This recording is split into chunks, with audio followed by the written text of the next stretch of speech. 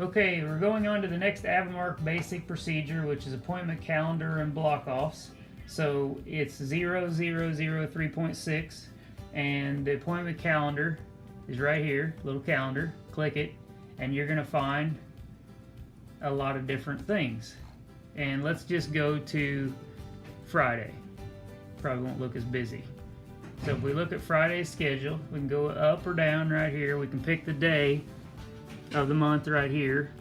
You can also go forward a month or back a month, or forward a week or back a week, and we have all the different calendars. You can see the doctor name, and then we have room 3 and room 4. We have surgeries. We have Dr. Hook. We have Jay, our groomer, and Christy, our groomer. So we have lots of different places for people to be booked, and the open spots are the times that they're available. Then we have block-offs, and that's the point of this procedure. We have 4 different types of block-offs. So you have, I'm going to go down to my other page here so I can make sure I hit it the same way. So we have routine block-offs, and there's 4 types. We have out-of-office block-offs. So if I go up here, Dr. Ryder's out of the office until 8. Dr. Cohen's out of the office until 10. Dr. Kelly's out of the office all day on Friday. That's a routine out-of-the-office block-off. And then we have buffers, which are 20 minutes before the end of each block. So we have a buffer right here, 20 minutes before she goes to lunch at noon.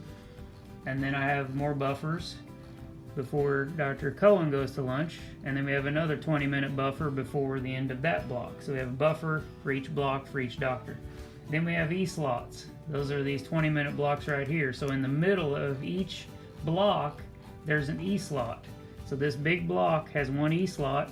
When we get here first thing Friday morning on May 11th, we're going to remove that E-slot. We keep that there up until the day of so that this entire block doesn't get completely filled up the day before. We want to leave at least one spot open. The third type of routine block-off is callbacks. So you can see on this schedule, we have right here doctor callback time. So that gives the doctors time to come back from lunch, especially if if the appointments go into lunch or surgeries go into lunch, there's a little bit extra time for callbacks. And then you have non-routine block-offs. So those are the 4 types of routine block-offs. Let's talk about the non-routine types of block-offs.